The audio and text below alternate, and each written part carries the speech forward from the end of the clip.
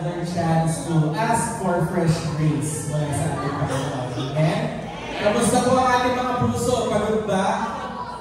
Stress? Mabilis ang tibok? Nag-maintenance po ba? Baka yun lang. So hindi. Ngayon po ay umaga na para ang ating mga puso ay ilatag natin sa pangalan ng ating Panginoon at hinihiling ko po ang lahat at tumayo para po sa ating pagsisimula. At hinihiling ko ito na sa ito. Wala po ako sa ito. Kasi ko yung ito mo. Hinihiling po dahil si Brother Dingdong na pangunahan tayo sa pangalan. Dakilang Diyos, mapagpalang Ama, pinupuri ka namin at pinasasalamatan sa dakilang araw na ito na pinagkaloob mo po sa bawat isa sa amin. Maraming salamat, Panginoon, sa buhay na patuloy mong pinapahiram sa bawat isa. Sa kalakasan ng katawan, Panginoon, maraming pong salamat. Inihiling namin, Panginoon, na sa umagang ito, sa paglapit namin sa trono ng iyong biyaya, huwag mo pong tignan ang aming mga karumihan. Patawad mo po ito, Panginoon, sa amin at pagkos ang aming pong pangailangan ng iyong presensya ang siya mong makita sa bawat isa sa amin, O God. Inihiling namin, Panginoon, na ang iyong banal na Espiritu ang siyang pumuno sa bawat puso at Espiritu na naririto, O God. Dalangin namin, Panginoon, na pusugin mo kami sa aming mga kaluluwa na nauuhaw sa iyong presensya, Panginoon. Dalangin namin, Panginoon, na ang iyong Santong Espiritu ang siyang mag-anoint sa lahat po ng mga manunugtog, sa lahat ng mga aawitin namin, Panginoon. Nawa ito ay iyong tanggapin na nagmumula, Panginoon, sa aming po mga puso. Inihiling namin, Panginoon, na ikaw ang siyang pumuno sa lugar na ito hanggang sa pakikinig ng iyong salita. Ikaw, Panginoon, ang siyang manguna sa bawat isa sa aming Panginoon at sa bawat kapatid namin na nasa labas pa, Panginoon, patungo dito. Ingatan mo sila at dalhin mo sila na ligtas sa aming piling. Hayaan mo, Panginoon, na malaya ka namin mapuri, mapasalamatan, maluwalhati sa umagang ito. Alisin mo, Panginoon, ang lahat ng mga gumugulo sa aming mga puso at sa aming isipan. Maituon namin ang aming buong lakas, buong atensyon, at buong pagpupuri sa umagang ito sa iyong kabutihan, sa iyong pag-ibig sa bawat isa sa amin. In the mighty name of Jesus Christ of Nazareth, we rebuke everything that the devil wants to do in this place.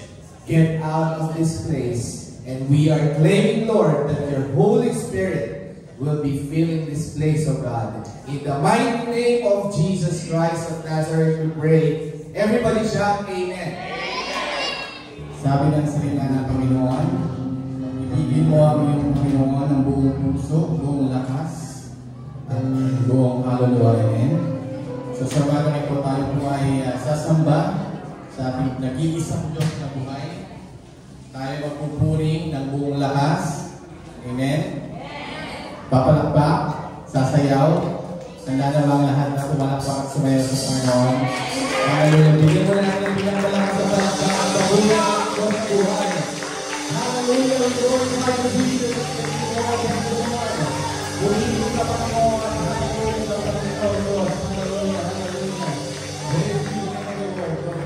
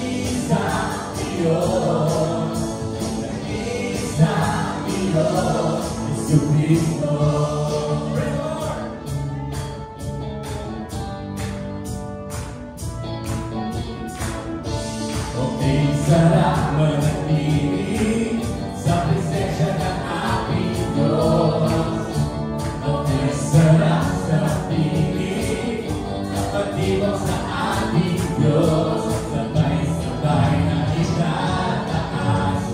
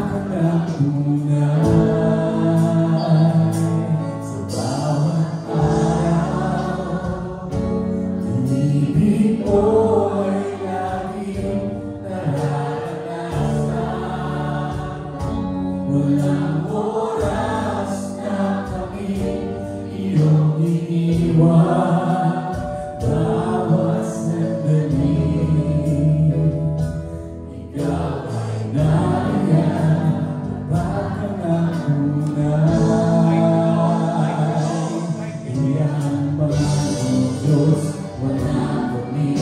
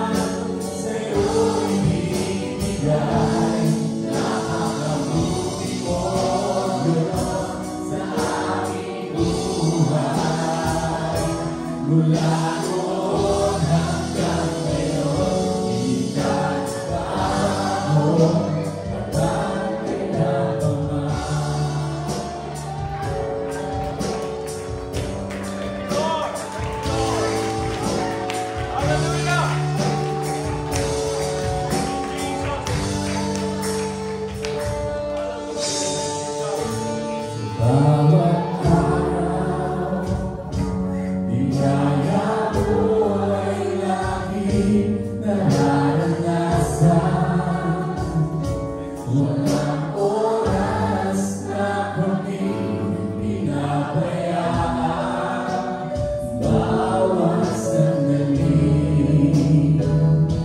Ikaw ay nariyan, tapat ang tunay. Sa bawat araw, pag-ibig ko ay laging nararanasan.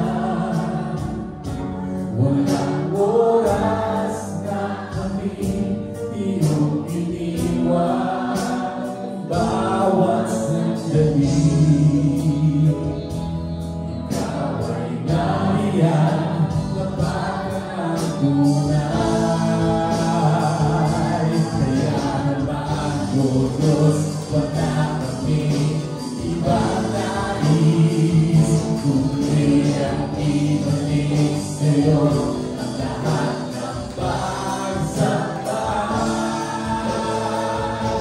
Walang hanggang papuri, sa'yo iaalay. Walang hanggang pasasalamat, sa'yo ibibigay. Napakabuti mo, Diyos, sa aming buhay. Mula noon hanggang ngayon, di ka nagbabago. Walang hanggang papuri, sa'yo iaalay. Walang hanggang pasasalamat, sa'yo ibibigay. Napakabuti mo, Diyos, sa aming buhay. Mula noon hanggang ngayon, di ka nagbabago. Walang hanggang papuri, sa'yo iaalay. Walang hanggang pasasalamat, sa'yo ibibigay. Napakabuti mo, Diyos, sa aming buhay. Mula noon hanggang ngayon, di ka nagbabago. Tapat din ang tapat.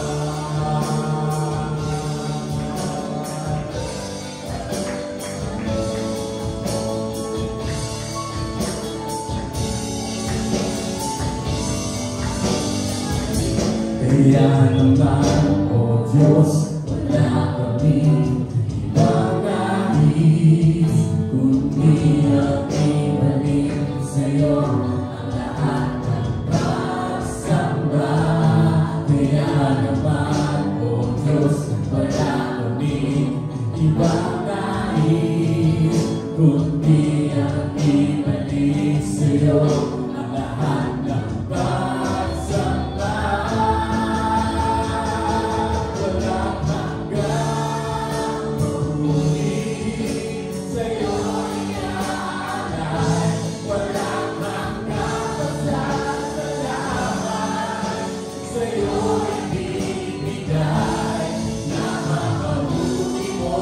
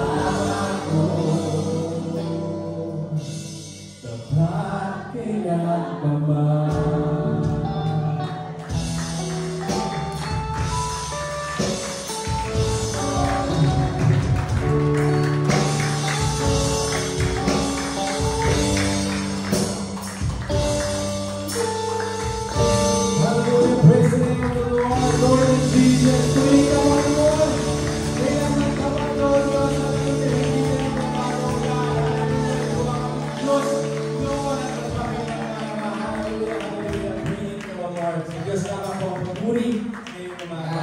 Walang hanggang papuri sa iyo inaalay at walang hanggang pasalamat sa iyo ibibigay. So talagang deserve ng ating Panginoon ang ating walang hanggang papuri at pasalamat. At yun po ang purpose ng ating Sunday service. Kaya po siya tinawag na service, hindi po tayo ang pinaglilingkuran ng Panginoon, kundi tayo ang naglilingkod sa ating Panginoon. Tayo nagbabalik ng papuri at pasalamat sa Kanya dahil deserve ng ating Panginoon yan. Amen? At sa isang buong linggo na sobrang maulan, so makikita po natin sa news na ang dami na naman mga naapektuhan mga lugar kahit ito po ay hindi pa bagyo. LPA pa lang po yan, mga kapatid.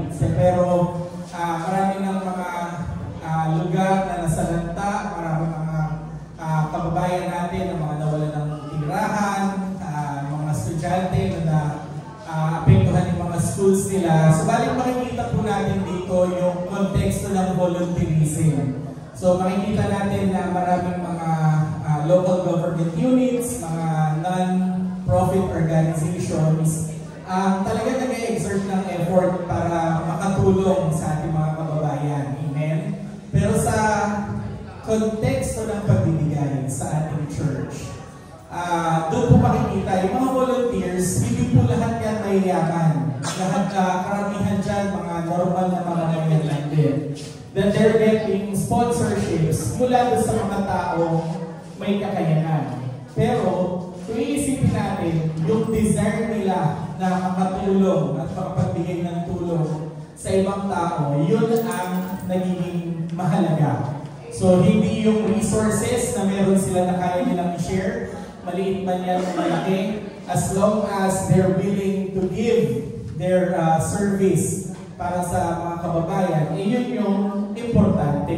So, magaya sa atin, hindi natin i-require na tayo pagdating sa tithes, hindi tayo nakakarinig ng mga heavy preaching on that because we encourage na kung ano yung laman ng ating mga puso, kung ano yung maluwag sa ating kalooban. We should not give with our hands, we should give with our hearts. Amen? So, doon natin makikita ang talagang pagpapala ng Panginoon kung nakakapagbigay tayo ng mula sa ating mga puso. At yun din naman ang magiging basihan ng Panginoon kung kailan niya ibubuhos ang pagpapala. Amen? So, kung maluwag na sa puso mo ang pagbibigay, then bukas ang bintana ng ating Panginoon, kaharian ng Panginoon para sa ating lahat. At tayo po lahat ay manalangin sa ginawa nating pagbibigay. Dakilang Diyos, mapagpalang Ama, marami po salamat sa lahat mga blessings na patuloy mo pong ibinubuhos sa bawat isa. Dalangin namin, Panginoon, na magamit ito sa ikalalagupa ng iyong mga gawain, sa ikalahayag ng iyong mga salita. At sa aming mga kapatid na nakapagbigay, patuloy mo po silang i-bless. At sa mga hindi po nakapagbigay, ay bless mo pa po sila na mas marami, O Lord, upang sila po ay makapag-participate ng may kasiyahan sa aming gawain. At makita po nila ang iyong biyaya na nakalaan para sa bawat isa. At ikaw, Panginoon, ang patuloy na maglayo dito sa mga mananakmal. At lahat ng ito yung nagawa namin para po sa iyong kaluwalhatian. In Jesus' mighty name we pray and give thanks. Amen. Amen. Tayo po lahat ay dadako na sa pakikinig na salita ng Panginoon na nadalhin sa atin na Elder Galo. Palapakan po natin ang Panginoon. Everybody say, praise the Lord. Praise the Lord. Pagiging ng Panginoon. Masaya po tayo mga kapatid. Amen. Napakaganda ng ating line-up ng ating na ginawa ng ating music ministry. At hindi ko mapigilan yung pagtulo ng luha kapag iniisip ko. At pakiflash na ulit yung muling awit natin. Yeah, doon sa umpisa pala. Ayan. Bawat araw, pag-ibig mo ay laging nararanasan. Walang oras na kami iyong iniwan. Bawat sandali, ikaw ay naya. Tapat ka man tunay.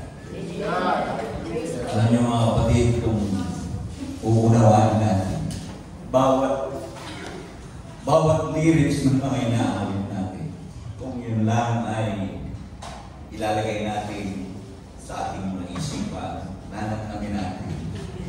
Diyan natin makikita kung gaano kadakila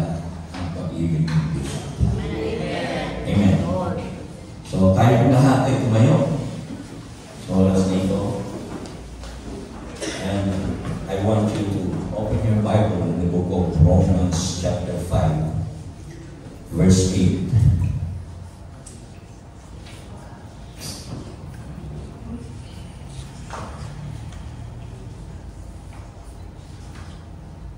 Sabi po dyan, babasahin ko po sa wikang English. Sabi dito sa King James Version, "But God commended His love toward us, in that while we were yet sinners, Christ died for us." Ipinagtagubilin ng Diyos ang kanyang pag-ibig sa atin, na nang tayo ay makasalanan pa, si Kristo ay namatay para sa atin. Tayo po lahat ay sumandaling yumuko. Hingin natin ang tulong ng ating Panginoon sa oras na ito. Dakilang Diyos, Amang Banal, kami po ay lubos-lubos ang pagpupuri at pagpapasalamat sa araw na ito. Na muli ay dinala mo kami sa lugar na ito upang makinig ng iyong mga banal na salita. Tunay na, Panginoon, na ang iyong kabutihan ay palaging sumusunod sa bawat isa sa amin. At nakikita po namin, Panginoon, na ang iyong mga kamay araw-araw sa aming mabuhay. At sa oras na ito, Panginoon, muli, hinihiling po namin na samahan mo kami, pangunahan mo kami sa aming gagawing pakikinig. Gamitin mo ang iyong lingkod na itinayo sa aming harapan, upang maunawaan namin na ang iyong dakilang mensahe para sa amin sa araw na ito.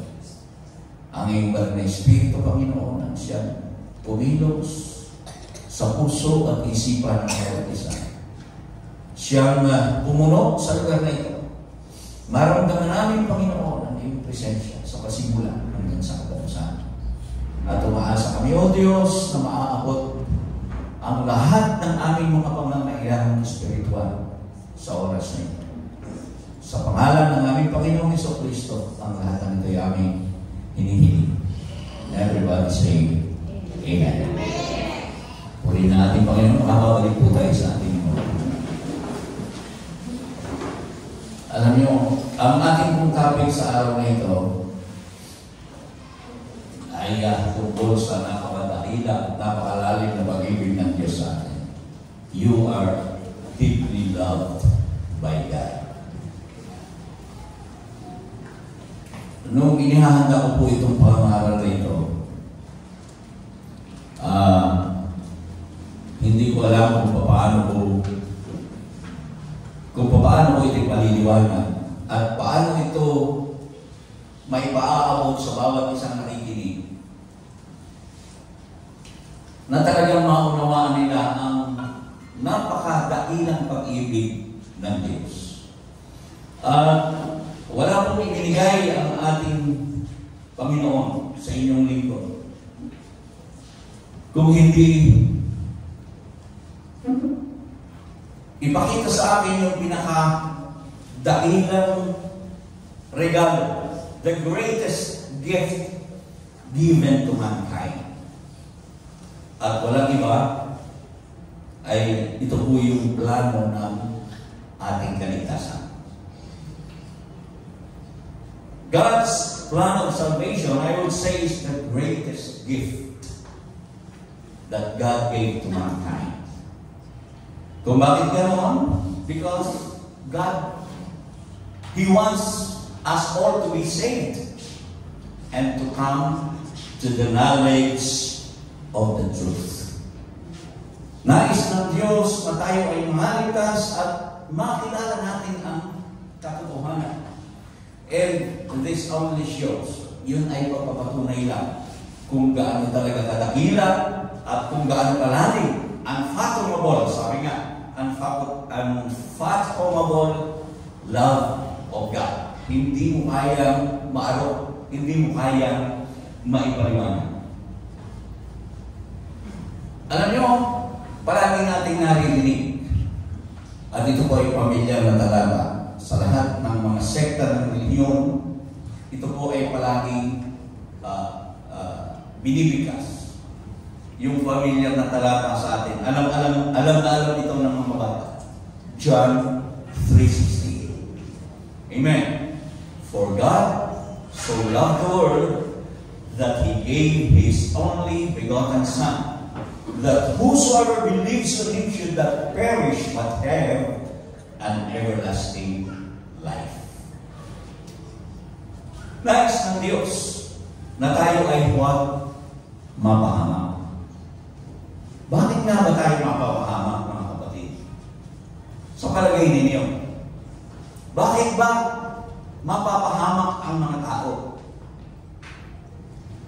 Iisa ang ibig sabihin, sapagkat ang sabi sa Biblia, tayong lahat ay nagkasala. Sino po sa inyo ang walang kasalanan? Taas ang kamay. Lahat tayo. Lahat tayo. Ako. Kayo. Tayong lahat. Lahat tayo ay nagkasala. Malinaw ang sinabi sa Biblia, Romans 3:23. Ang lahat ay nagkasala na at hindi nakaabot sa kaluwalhatian ng Diyos. At ang sabi sa Roma 6:23, ang kabayaran ng kasalanan ay kamatayan. Subalit, ang kaloob na walang bayad ay buhay na walang hanggan kay Kristo Jesus na Panginoon natin. Napakadakila ang ginawang plano ng Diyos para tayo magkaroon ng kaligtasan. Alam niyo mga kapatid, sa lumang tipan, ang mga tao noon, kapag sila ay nagkakasala, particularly ang mga Israelita, na isang bayang pinili ng Diyos, meron po silang tinatawag na high priest. Meron silang tinatawag na dakilang saserdote. Na ito po ay siyang nagre-represent doon sa bayan upang ihingi ng kapatawaran ang kasalanan ng mga tao. At meron pong tinatawag na dahok banal, the holy place, and the most holy place. At doon po sa most holy place na yun, doon sa kabanal-banal ng dahok, yun po ang doon po ginagawa yung dinadala yung pag-aalay ng high priest para mapatawad ang mga kasalanan ng bayan. At hindi po madali yun para sa isang high priest. Because if the high priest is not worthy to enter the most holy place, the holiest of holies, pwede siyang mamatay. Kaya ginagawa po noon, kapag dumating yung panahon ng kanilang paghingi ng kapatawaran sa lahat ng kanilang mga kasalanan, ang ginagawa noon, yung pari o yung saserdote na papasok doon sa most holy place, meron po siyang tali sa kanyang paa. At meron din pong bell o uliling doon sa paa. Kung bakit ngayon, kapag pumasok yung saserdote para ihingi ng kapatawaran ng kasalanan ng bayan, gumagawa siya ng pag-aalay, na yung pag-aalay noong mga kapatid, alam natin, kung babasahin natin ang Biblia, ito po ay sa pamamagitan ng pagpatay sa mga hayop, ginagamit nila yung dugo ng mga hayop, iminibisik doon. At yun po ang ninanais ng Diyos, yun ang command sa kanila ng Diyos para magpatawad yung kasalanan ng bayan. Ngayon, yung high priest na yun, kapag pumasok doon at hindi siya karapat-dapat, pagdating niya doon sa loob, at hindi na naririnig yung uliling, ibig sabihin, patay na po yung high priest. So, ang gagawin ng mga tao, hihilahin na kanyo. Wala pong makakapasok doon sapagkat mamamatay sila. So, ganoon ang ginagawa. But if the high priest is worthy at tinanggap ng Diyos ang kanilang alay, ibig sabihin, pinatawad ng Diyos yung kanilang mga kasalanan. So, gano'n ang ginagawa doon sa lumang tipan. But then, yung pong lumang tipan ay hindi naging sapat. Hindi po ito, kumbaga, yung palagi na lang na yung kanilang mga kasalanan ay wala talagang tao na nagiging sapat.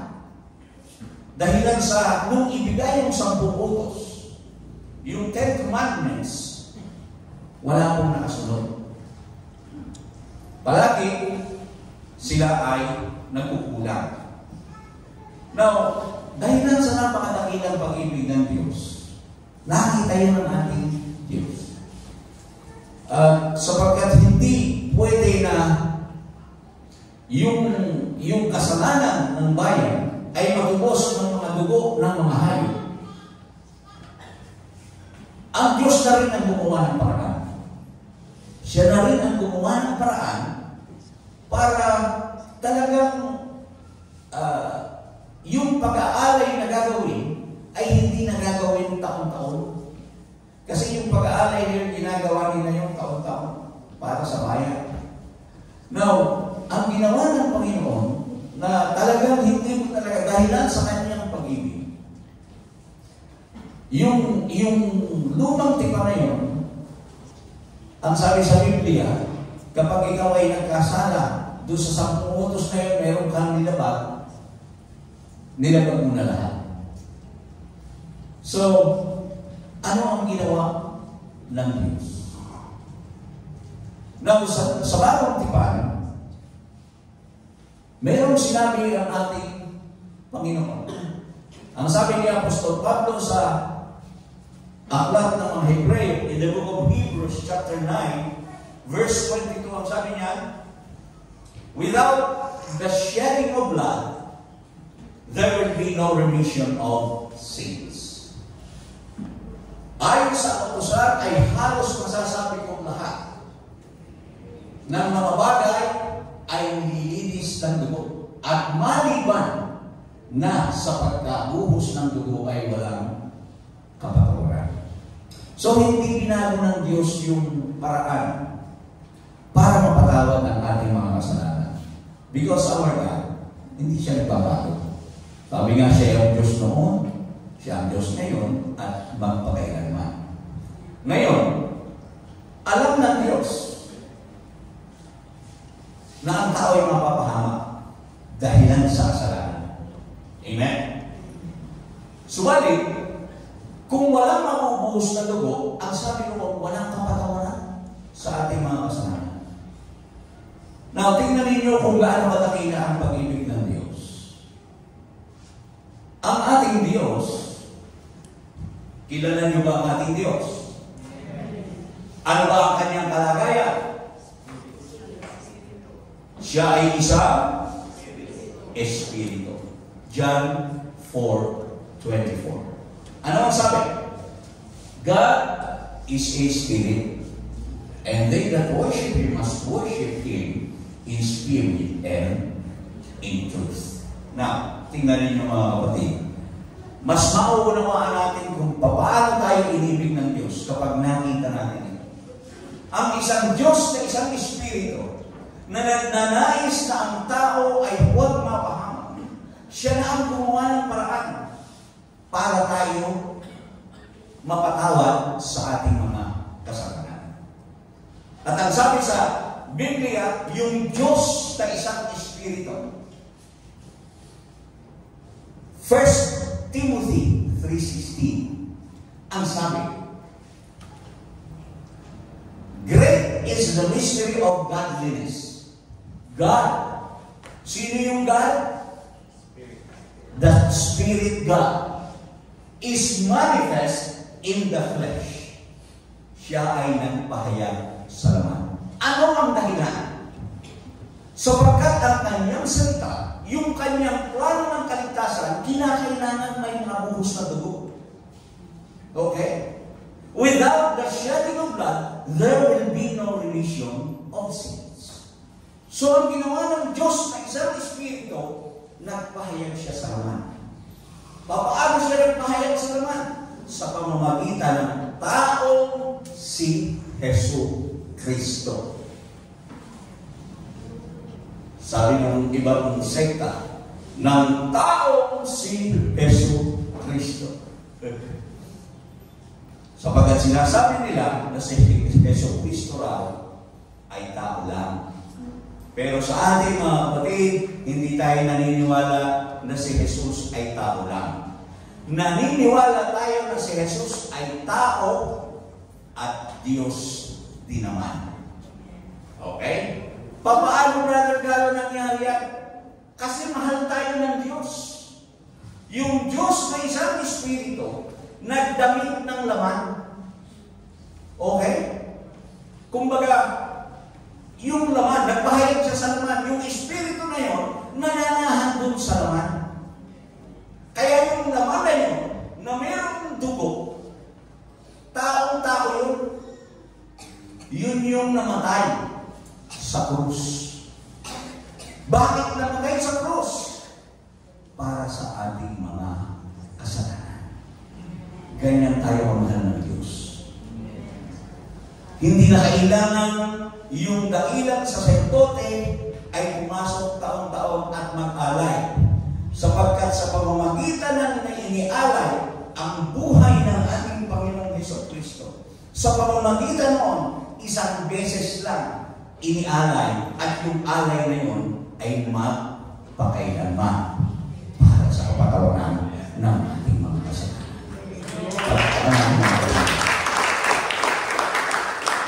Ang mas makuunawaan natin ang pag-ibig ng Diyos kapag nakita natin yung plano na ito. Dahil lang yung plano na yun eh. Akala ba natin ganon-ganon lang yun? Hindi po ganon-ganon lang yun. Ang isang Diyos na sobrang pagmamahal sa atin, na walang laman, walang dugo, subalit sa kanyang paraan para magligtas, magpatawad ng kasalanan, hindi niya pwedeng baguhin yun. Kaya siya na rin mismo nakuha ng paraan para hindi mabali yung kanyang salita. Kinakailangan may mabuhos na dugo. At isang dugo na walang kasalanan. Sapagkat ang sabi sa Biblia, si Jesucristo lang ang taong hindi nagkasala. So ang kanyang dugo ay malinis, sapat para makialay sa kasalanan ng lahat ng sumasampalataya sa Kanya. Patawaran natin ang ating Diyos.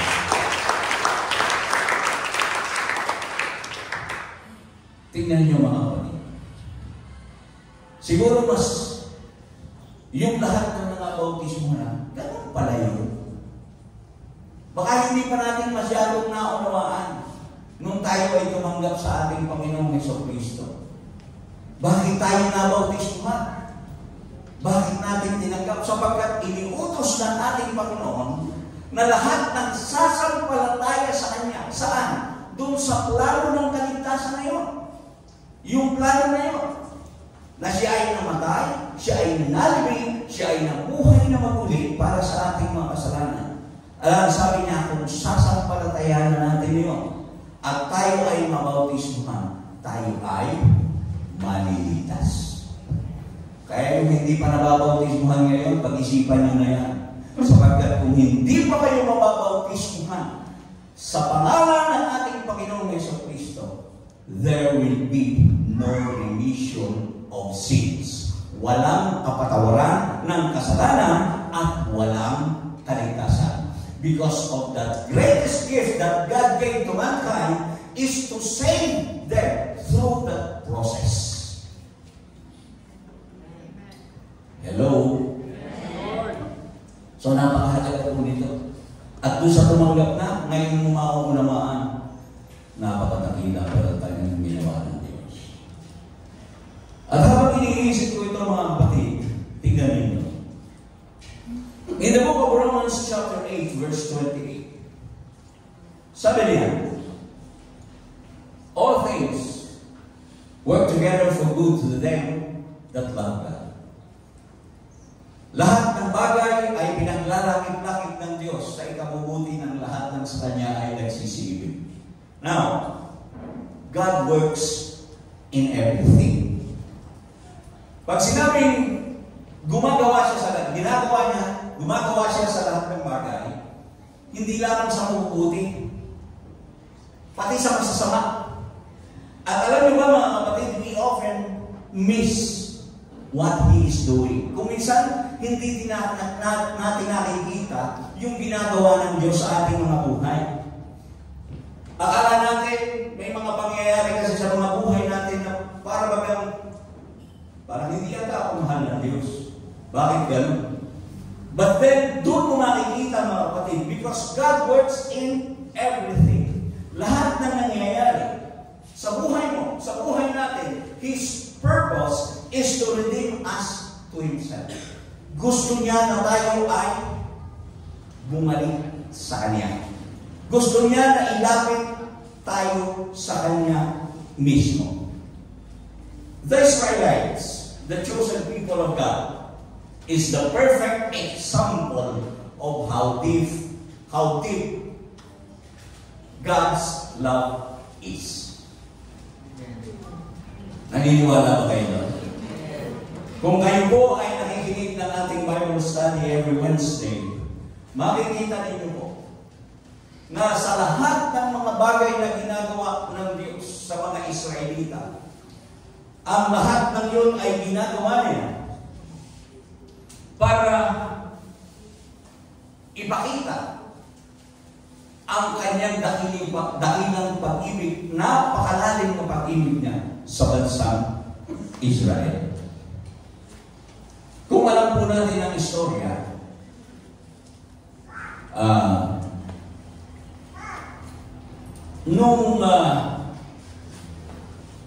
simula pa lamang na alisin ng Diyos ang mga Israelita sa pagkaalipin ng mga Egyptians, ginamit niya si Moses para palayain ang buong Israel sa pag-aalipin ng mga taga-Ehipto.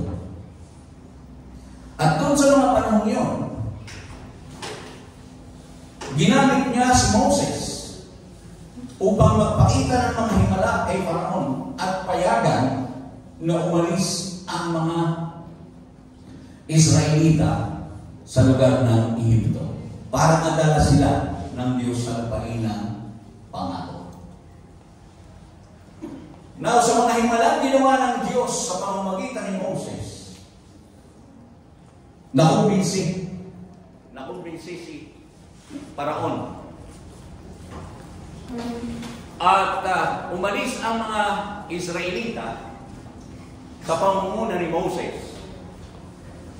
At nung sila ay nasa ilang na, muli ang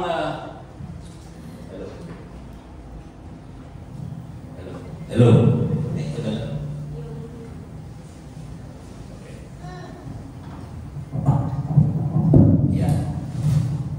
Nung sila ay nasa ilan na, umiral yung pagiging reklamador ng mga Israelita.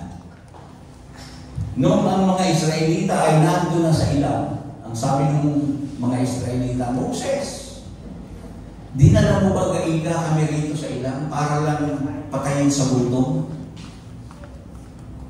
Dinala mo ba kami dito para patayin sa gutom? Mabuti pa yung nandun sa Ehipto. Maraming pagkain. So itong si Moses, dumating sa Panginoon, Panginoon, anong gagawin ko dito? So ang Panginoon, nagbigay ng provision. Nagpadala siya ng mana. Okay? Doon sa nakakaalam ng kwento.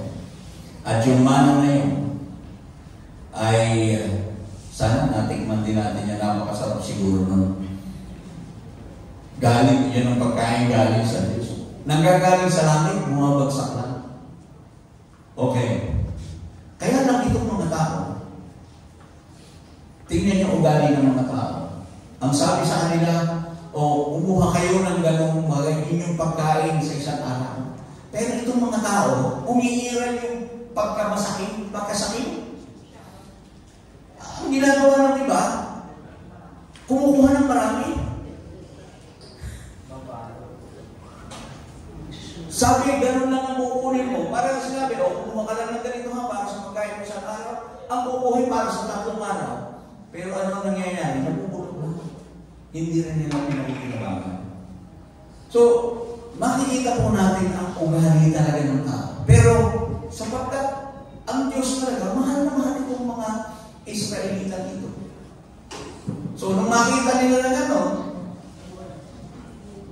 wala rin namang nangyayari. Tuloy-tuloy ang pagbagsak ng mana. Araw-araw may provision sila. Hindi sila nagugutom. Kaya na, nagreklamo na naman. Moses, mabuti ba ika sa hito? Nakakakain kami ng karne. Dito ika. Puro mana na lang. Diba? Doon ika, nakakakain kami ng karne. So, ang ginawa na ng Diyos, dumulog na naman si Moses sa Panginoon. Ang ginawa naman ng Panginoon, nagpadala ng mga tubo. O, diba? So, nanghuli sila. Nakakain sila ng karne. So, gano'n lang gano'n. At pagkatapos, nung panahon sa kanilang paikot-ikot sa ilang, si Moses namatay na. Hindi pa rin sila nakaabot doon sa lupain ng pangako. At sa pamumuno ni Josue, si Joshua, siya po yung pumalit kay Moses. At nung sila ay nandoon na, malapit na doon sa Canaan, sa Canaan, yung promised land, itong nagpadala siya ng mga tiktik. So yung mga tiktik naman na nagpunta doon, tinigtigan nila yung bayan. Sige, tingnan nyo muna kung anong klaseng bayan yung ating pupuntahan. Sabi ng mga tiktik, napakasagana ng bayan. Sabi kay pagbalik kay Joshua, napakasagana ng bayan. Talagang very mayaman yung lugar. Ang upas ika, ang lalaki at ang haba ng kanilang parang ano ng saging. Parang buhay ng saging. Pero, kaya lang, ang sabi ng mga tiktik, ang mga tao doon malalaki. Para lang ika tayong mga paghalimbalan. Kung parang grasshopper lang tayo sa kanila. Mamamatayin na tayo pag pumunta tayo doon. Pero, ano ang ginawa ng Panginoon through Joshua? Ang sabi ng Panginoon, paikutin mo lang yung bayan 7 times. At pagkatapos, pagkaikot ninyo ng 7 times, patunog kayo ng trumpeta, lahat kayo ay sumigaw. Ginawa yun. At habang umiikot, may commandment ng Diyos, walang magsasalita. Ikot lang sila ng ikot. At pagkatapos doon sa huling ikot nila yun, paghihip ng pakaka at pagsigaw nila, the walls of Jericho fell down. Nawasa. Ganon sila kamahal ng Diyos. So wala silang ginawa, gano'n na, sumunod lang sila. At nawasa ang walls of Jericho. At nung sila ay nasa Canaan na, yun na yung promised land. Itong si Joshua, pinaghati-hati na sa 7 tribes of Israel. Ibinigay na. At pagkatapos ang sabi ni Joshua, choose you this day whom you will serve. Sabi niya. Piliin mo ika sa araw na ito kung sino ang iyong paglilingkuran. Yung bang Diyos ng iyong mga magulang na doon sa o ang Diyos natin. Pero sa ganang akin, ang sabi niya, as for me and my house, we will serve the Lord. Sabi ng bayan, kami rin, we will serve the Lord. At totoo yun. Kaya nga, nung mamatay na si Joshua, eto na, nagsimula na po na yung mga Israelita ay sumamba sa ibang mga Diyos. Sinuway ninanaman nila ang Diyos. Because these Israelites are very disobedient people. Hard-headed people. Pero, mahal sila ng Diyos. At napakatindi ng pagmamahal ng Diyos sa Israel. At dahilan sa pagmamahal ng Diyos sa Israel, siya ang gumagawa ng paraan para isipin, para magising ang mga Israelita. Lahat ginagawa ng Diyos para mapagbalikin loob ang mga Israelita sa Kanya. Nandoon na siya maging yung kanyang hindi kumikilala sa Diyos ay ginamit ng Diyos para parusahan ang mga Israelita. Bakit pinarusahan? Hindi ba mahal? Mahal na mahal ng Diyos. Kaya niya pinarusahan ng mga Israelita is for them to realize their mistakes and for them to humble themselves before the Lord. Gusto ng Diyos na sila ay magsisi, magbalik loob sa Diyos, sapagkat ayaw ng Diyos na sila talaga ay mapahamak. Hello? Kung kayo po'y nakikinig ng ating mga Bible study, napakarami pong patotoo, napakaraming mga pangyayari na nagpapakita. Maraming ibinibigay na kahirapan ng Diyos sa mga Israelita. Pinababayaan ng Diyos na sila ay mabiha, pero ang Diyos nilang gumagawa para ibalik sila doon sa kanilang lugar. Because that's how deep God's love is. Ganon kalalim ang pag-ibig ng Diyos. Ako minsan hindi natin nauunawaan. Now, tayo mga kapatid,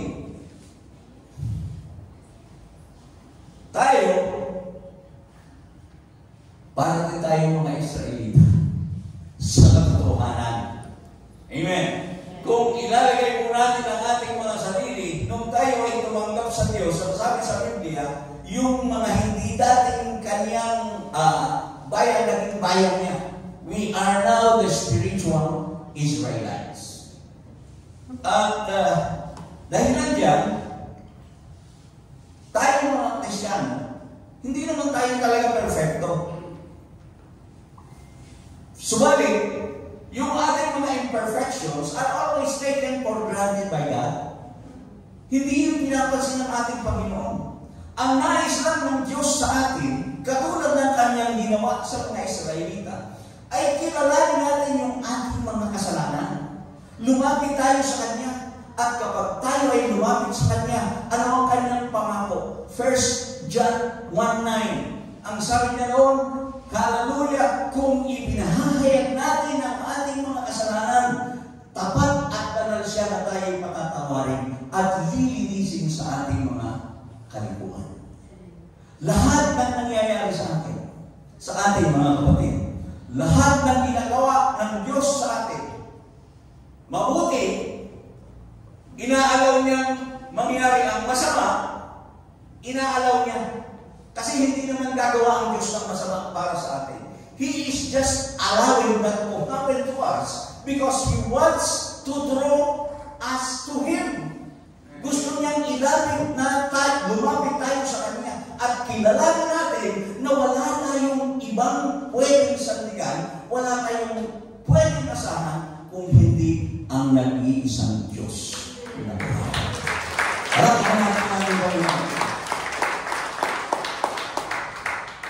Because the great miracle God performs in human lives is not that He makes us some successful and wealthy. No? Because even the lost become wealthy. Maraming masasama na talagang yumayaman. Pero nais ng Diyos, sa katotohanan ng nais nais niya, His main concern and purpose is for us to change our hearts. Mabago yung ating mga puso, umibig tayo sa Kanya, at i-commit natin ang ating mga buhay sa Kanya. Kaya nyo say amen? At para makita natin, makakita tayo ng kasiyahan na siya lang ay okay na. Amen. Ano ang ating preaching last time? The Lord is my shepherd, I shall not want. Kung meron tayong Kristo sa ating buhay sa bakma, dahil siya ay sapat na at higit pa. Kaya lang tayo mga tao na, kung minsan, umaasa tayo sa ating mga sarili. Nakakalimutan natin yung napakadakilang pag-ibig ng Diyos. Ano bang nangyayari sa buhay mo? Pinakamahirap ng estado sa buhay mo. Maniwala ka sa akin.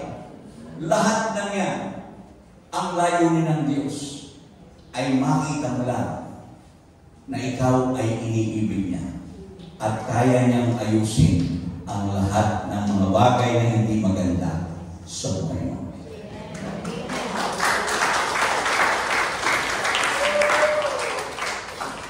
Matigas lang kasi ang ulo natin.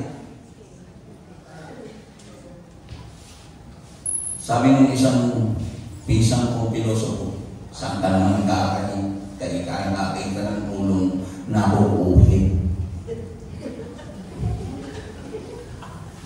Pwede mo alawan bang pwede yung ulo mo. Hindi talaga matigas yan. Hindi pwede. Pero, alam niyo, kapag tayo ay nakakaranas ng hindi magaganda sa ating mga buhay, don't despair. Alam niyo, everything that happens to us, pinaglalakit-lakit lang ng Diyos siya para sa kabutihan natin, para gisingin lang tayo. Naalala ko mga kapatid, nung talagang muntik na akong tumiti. Muntik na akong mamatay, mayroon talagang itinuro ang Diyos sa akin. Sabi ng Diyos, huwag matigas ang ulo. Alam niyo kasi, kung minsan nakakalimutan natin yung, hindi ko alam kung sumusobra.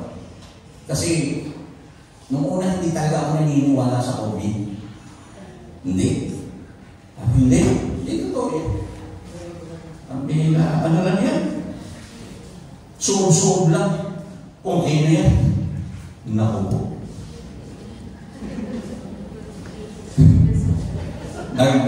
Tinamaan yung aking gusto, si Derry. Tinamaan si Mami. Aba, sabi-sabi, magpa-ano ka na, ano tawag ko? Magpaswab ka na, para makita na, hindi, kaya na. Matigas yung ulo ko eh. Nung ako ang tamaan, ako pinakagrabe. Muntik na ako mamatay. Pero doon ko nakita that God is only teaching me something. Alam niyo, dapat marunong tayong kumilala doon sa mga taong ginagamit ng Diyos para sa atin. Meron kasi mga tao na hindi naniniwala sa doktor. Naalala ko yung isang sabi ko, kung ang pananampalataya ko naman ay gano'n, eh hindi ko rin naman pwedeng, hindi ko rin naman sila pwedeng i-condemn. Subalit, doon ko po nakikita na lahat ng bagay, kinakailangan natin ang wisdom and understanding. Kung minsan, hindi puro ano lang, hindi tayo puro faith lang, sasamahan mo ng wisdom and nagbibigay noon ang Diyos. So pagka medyo ang pakiramdam natin ay kinakausap na tayo ng Panginoon, huwag ka na naman patigas. Gawin mo na. So, makikita po natin, nais ng Diyos na ibigin natin siya, i-commit natin ang ating mga buhay sa Kanya. At talagang masiyahan tayo sa Kanya na. Sabi nga doon sa ating awit, bawat araw. Because day by day, bit by bit, He is revealing to us how He loves us. Araw-araw. Unti-unti. Inire-reveal ng Diyos kung gaano niya tayo kamahal. Kung tayo lamang ay talagang kumikilala sa Kanya. Lahat, behind those actions, He wants us to draw us to Himself. Yan ang gusto niya. Gusto niyang ilapit na tayo sa atin. Kaya nga sabi niya doon sa Kanyang nasalita, ang biyaya ng Diyos ay laging bago tuwing umaga. Araw-araw. Makikita mo yan. Kaya nga, kapag iniisip ko, doon sa ating binasa, inibig tayo ng Diyos nung tayo'y makasalanan pa. Si Kristo namatay sa atin. Gaano pa kaya kung susunod tayo sa ating Panginoon? Kung noong tayo'y makasalanan pa, nagawa ng Diyos na gawa ng paraan. Siya na isang Espiritu gumawa ng laman, nagdamit ng laman para may mamatay, para mayroong matapos sa krus, may mabuhos na dugo, sapagkat hindi niya pwedeng baliin yung salita. Without the shedding of blood, there will be no remission of sins. So, kinakailangan may mabuhos na dugo. Wala akong dugo, gagawa ako ng napakabisang paraan para matanggap ng tao yung kaligtasan. At silang lahat ay lumapit muli sa akin. Dahil mahal na mahal na mahal na mahal ko sila. Mahal na mahal na mahal na mahal tayo ng Diyos. Kaya lang kung minsan, hindi yun natin nakikita. At kapag tayo ay nagkaroon ng problema, nakatuon na lang ang ating mga pag-iisip doon sa ating problema. Nade-devastate tayo. At kung minsan, mali yung ating nagiging course of action. Mali yung ating nagiging paraan. Yung iba kumakapit sa patalim at hindi doon sa gumawa ng patalim. Dapat, wala tayong ibang kakapitan kung hindi ang ating Diyos. At kung tayo ay talagang kumikilala sa Kanya, nagtitiwala sa Kanya, anong bagay na nangyayari sa buhay mo, huwag mong tingnan na masama. Palaging titigan mo, Lord, I know you have a good plan for me because all things work together for good to them that love the Lord. Amen. Meron kang plano. Anong sabi? I have good plans for you. Plans to prosper you and not to harm you. And give you a good future. Pero sa plano ng Diyos ngayon, He works in everything. Lahat ng bagay. May mabuti, may masama, paglalakip-lakip niya yan para makita mo lang yung mabuting plano niya para sa iyo. Tingnan ninyo mga kapatid, kapag ikaw ay nalutas mo ang isang problema, namumroblema ka, pagkatapos, hindi mo alam kung anong gagawin mo. Pagpasa Diyos na nga lang natin yan. Ganun kasi tayo eh. Kapag na-exert na natin lahat ng efforts natin at wala pa rin, bahala ng Diyos. Ipinagbahuli yung Diyos eh. Samantalang kung doon pa lang sa una, Lord, may problema ang anak mo. O diba? Hindi ka na darating doon sa punto na paano kung hindi yun ang isipin mo? Kung ang sasabihin mo dun sa bandang huli, pinabayaan ako ng Diyos. Walang Diyos. Napatid kang bata ka. Di ba? Eh kung sa una pa lang, nang pagpasok ng problema, lalapit ka na sa Diyos, Lord, I know, manghahawakan ako sa salita. Tatanungin ko lang kayo, mga kapatid, sino po sa inyo ang nagkaroon na ng napakabigat na problema? Taas ang kamay. Baka kaunti. Ibig sabihin, walang taong may problema rito na mabigat. Now, okay. Tatanungin ko naman kayo, doon ba sa naging problema ninyo, meron bang hindi nalutas? Sipin nyo, di ba lahat natapos? Nalutas lahat eh.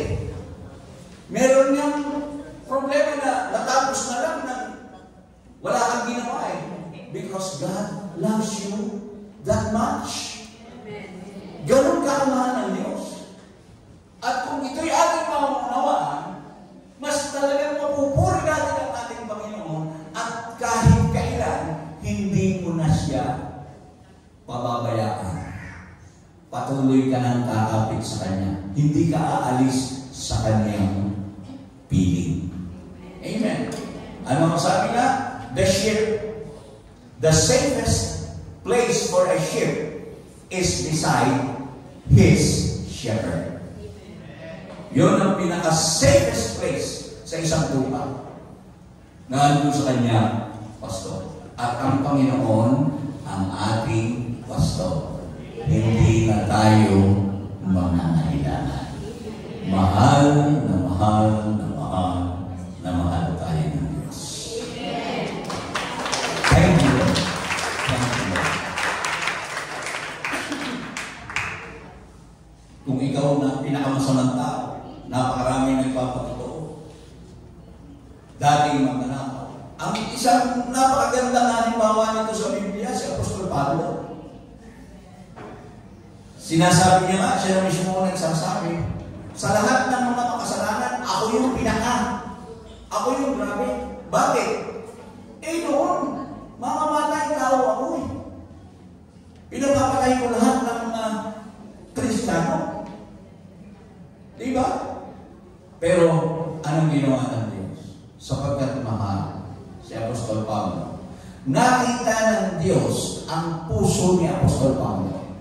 Because alam ng Diyos na yung kanyang ginagawa for things na yung ginagawa niya nakakalugod doon sa Diyos. Yun doon sa kanyang paninig, tama ang puso nitong taong ito eh. Kaya lang, mali yung paraan. Itatama ko. So pag tama ang puso natin, kahit nasa sekta ka na ng relihiyon, dadalhin ka sa tama. Maniniwala po ako dyan, mga kapatid.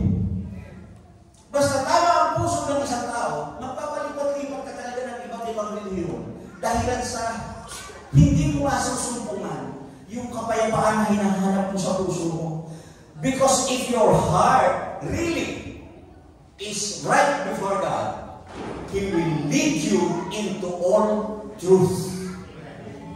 Hallelujah. Naniniwala po ako dyan. Kaya marami akong nakakausap. Nanggaling na po ako doon sa gano'n. Meron po akong pinuntahan na ganito. Pero wala po eh. Parang kulang. Eh kasi, tama ang puso mo, wala ka sa tamang lugar. Dadalhin ka ng Diyos sa tamang lugar. At kapag nasumpungan mo yun, huwag ka nang bibitaw. Amen.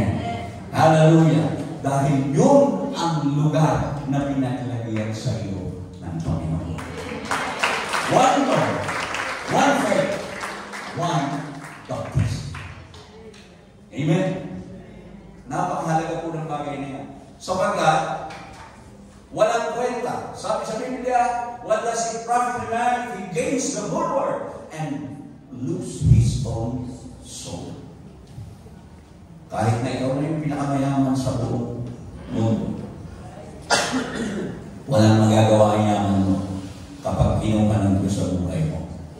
At kapag kinuha ng Diyos ang buhay mo, physical life, what about your spiritual life? Di ba? Alam niyo, pinakamasakit. Kapag ikaw ay nahirapan na, yung pisikal na buhay mo ay nahirapan na, pagkatapos yung kaluluwa mo pa, pupunta pa sa impyerno. O di ba? Ayun ang pinakamasakit sa lahat.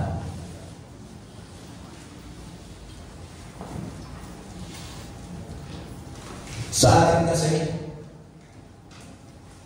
dapat unahin talaga natin yung ating mga kaluluwa. Unahin talaga natin. Kasi buhay na walang hanggan ang pinag-uusapan dun eh. Yung buhay natin dito sa lupa, pansamantala lang. Kaya nga sabi ni Apostol Pablo, for me, to live is Christ. And to die is gain. Bakit gain? Kasi pag alam niya na pag siya'y namatay, kay Kristo na siya. Alam niya yung kanyang pupuntahan. At kaya maraming mga tao natatakot mamatay because they do not know. Hindi nila alam. Hindi sila sigurado kung saan sila pupunta. Pero pag ikaw alam mo kung saan ka pupunta, Lord, anytime naman, I am ready. Pero kung maaari, huwag muna. Ganun naman tayo eh.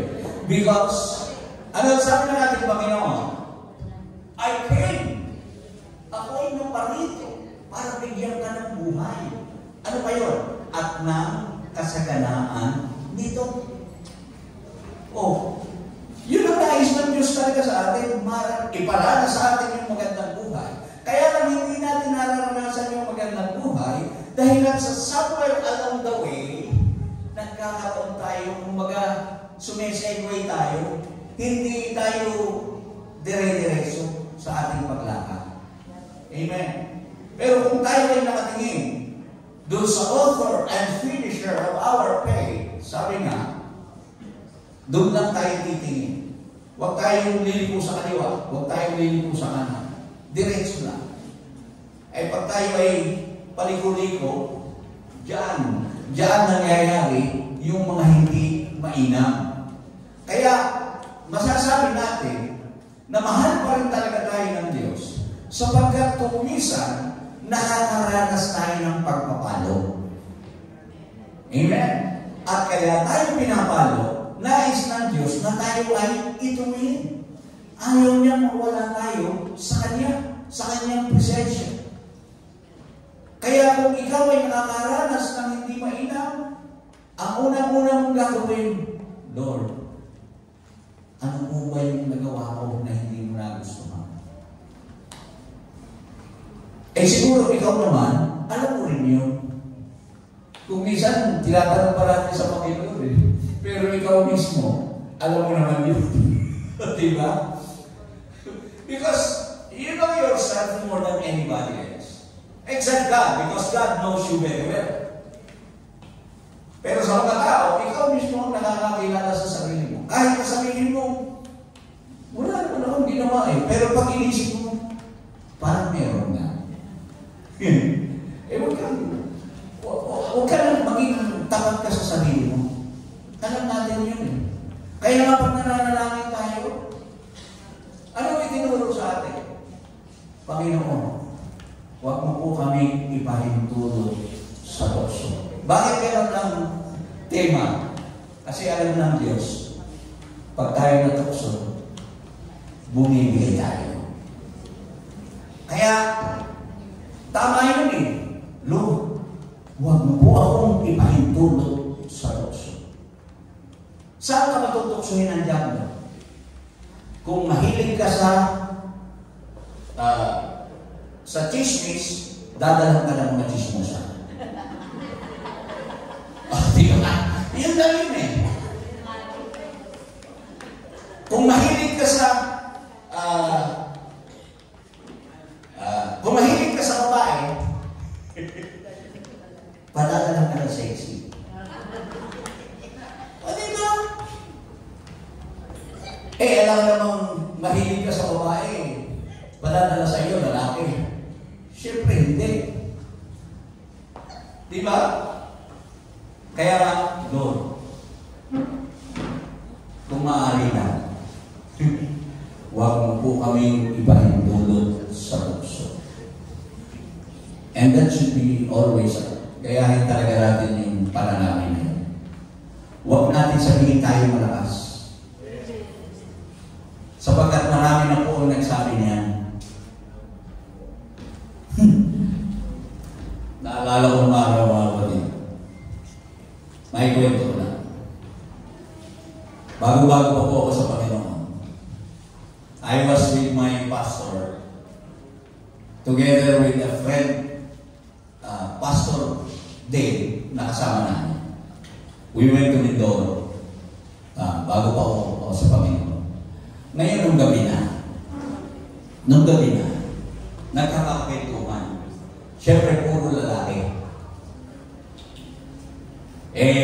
Napapag-usapan yung pagtatatagan ng pananampalataya. At pag-iwas sa tukso. May nagtanong, masaya po ito At totoo po itong nangyari. Sabi ko, ako nagtanong, Pastor Kako, kung halimbawa Kako, na merong babae na naghubad sa harap mo at sinabing gusto ka, ano gagawin?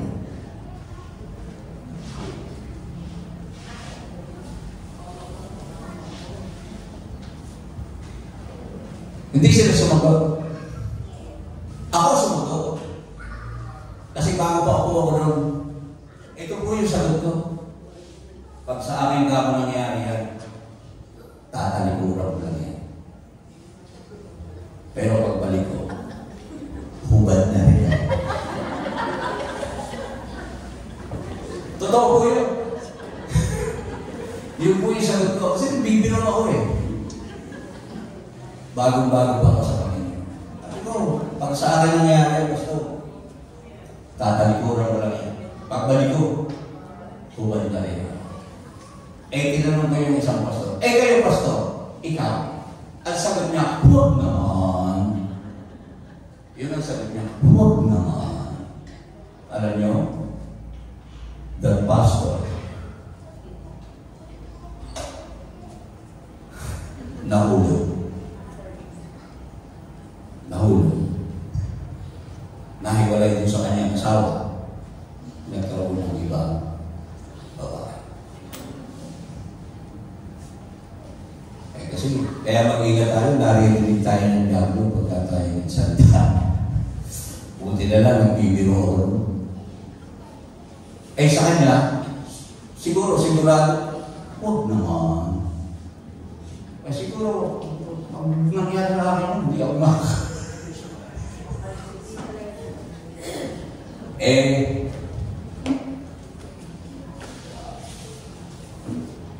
huwag tayong ipahintulog sa Diyos.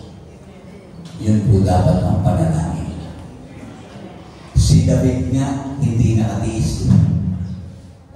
Huwag natin sabihin, si David, nakita niya lang, pag dumaw niya doon sa kanyang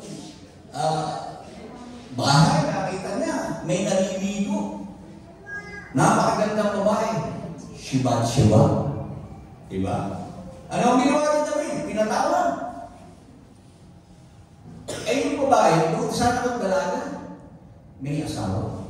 Sapagkat si David, hari, pwede naman siya magkaroon ng maraming asawa doon sa kanilang kultura. Yun may asawa.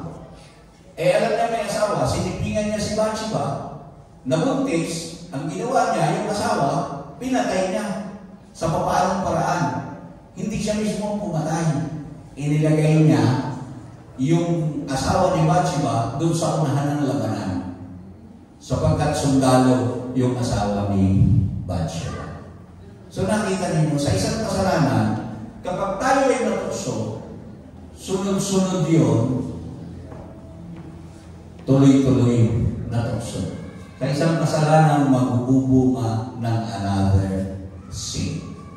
But then, ganun man, anong pangako ng Diyos? Kung sakaling nangyari sa ika, huwag kang mag-alala, sapagkat ang sabi ng Panginoon, kung kukumpisan mo ang iyong mga kasalanan sa akin at hihingi ka ng kapatawaran, ako ay tapat at banal na ikaw ay patatawarin ko at lilinisin ka sa lahat ng iyong karamihan. Pangako ng Diyos. Pero huwag mo lang hintayin na hihingi ka pa ng tawad. Hindi ba mas maganda na wala na tayong hihinging ganon? Hello? Hindi ba mas maganda na pagkatapos na tayo tumanggap sa ating Panginoong Jesucristo, kakapit tayo doon, tinanggap natin ang biyaya ng kaligtasan na inihanda ng Diyos para sa atin dahil sa kanyang napakatakilang pag-ibig. Huwag na natin yung pabayaan. At sapagkat tayo ay nasa laman, ang sabi sa Biblia, dito sa lamang ito, ay walang mabuting nananahan. Kaya kinakailangan tayo ay lumakad ayon sa Espiritu. At lagi natin tatandaan, the Spirit is willing, but the flesh is weak. But I can do all things through Christ who strengthens me. Amen. Lahat ibigay ng Diyos ang paraan para tayo makaiwas. Walang tukso na dumating sa isang tao na hindi niya makakaya sapagkat pagdating ng tukso, kasama doon ang paraan ng pag-iwas dito. Amen. 1 Corinthians 10:13. Napakahalaga na maunawaan natin ang bagay na yan. Kung bakit ganon? Alam ng Diyos ang ugali ng tao. Nagkatawang tao siya. Ang ating Panginoong Jesucristo na buhay, katulad ng isang tao. At alam niya ang damdamin ng mga tao. Kaya lahat, available lahat ang paraan. Kung ikaw ay madapa, kailangan mong bumangon, lumapit ka sa kanya, tatanggapin ka niya. Hindi ka niya itatakwil. Sa anumang paraan, hindi ka niya itatakwil. At kung ikaw ay mahina, palalakasin ka niya. Because God strengthens us. Siya ay hindi napapagod. Hindi siya nanlalata. Siya ay nagbibigay ng lakas sa lahat ng mahihina. At ang kanyang mga mata ay nakatingin sa sanlibutan. Hinahanap ang isang puso na fully committed to Him. To strengthen them. Amen? Sapagkat mahal na mahal na mahal tayo ng Diyos. Amen? Tayo pong lahat ay tumayo.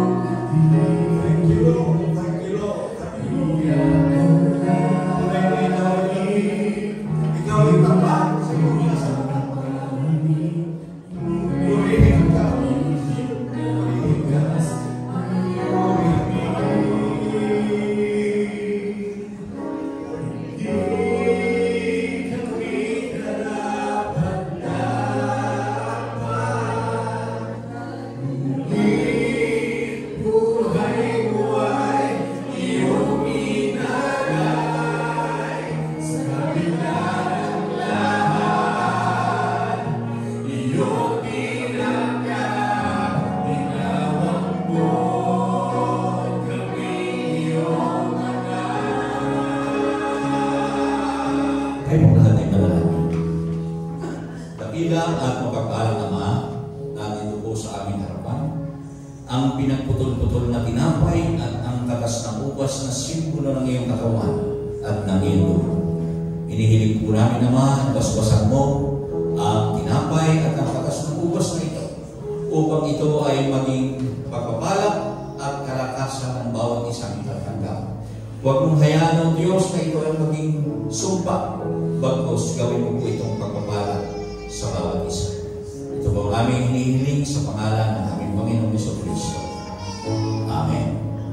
Kunin po natin ang ating mga bahagi. Hawak-hawak po natin at sabay-sabay po natin gagawin ang ating Holy Communion.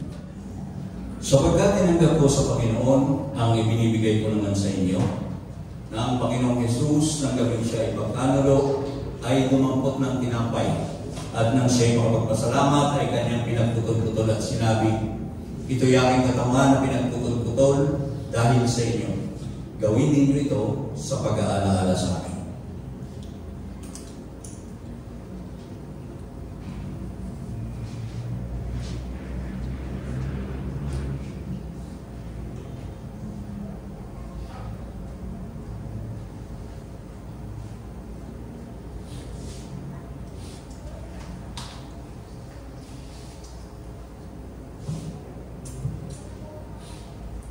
At gayon din naman, hinawakan ang sarong pagkatapos ng kahapon na sinasabi, ang sarong ito ay siyang bagong tipan sa aking dugo.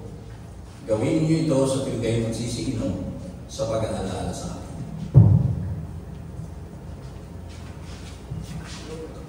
Purihin ang aking Diyos. Tayo pong lahat ay manalangin. Dakilang Diyos, Panginoong Jesus, maraming pong salamat. Muli ay pinaunawa mo sa amin kung gaano kadakila, kung gaano kalalim ang pag-ibig na ipinagkaloob mo sa bawat isa sa amin. Tunay nga, Panginoon, na napakadakila ng iyong ginawa upang matanggap namin ang kaligtasan ng aming mga kaluluwa. Panginoon, hindi namin kayang ipaliwanag kung gaano namin na-appreciate. Hindi sapat ang mga salita, Panginoon, upang ihayag namin sa iyo ang aming taus-pusong pagpupuri at pagpapasalamat sa kadakilaan ng iyong pag-ibig sa amin. At sa oras na ito, Panginoon, inihiling po namin na patuloy mo kaming samahan sa mga nalalabing oras ng aming gawain. Ikaw, O Diyos, ang siyang mag-ingat din naman sa aming mga kapatid na magsisiuwi sa kanilang mga tahanan.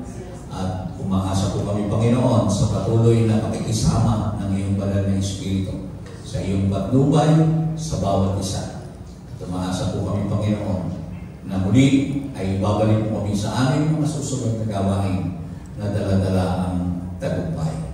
Sa iyo ang lahat ng papuri, sa iyo ang lahat ng pasasalamat, lahat ng kalwalhatian ay sa iyo lamang naman. Sa pangalan ng aming Panginoong Jesucristo. Amen.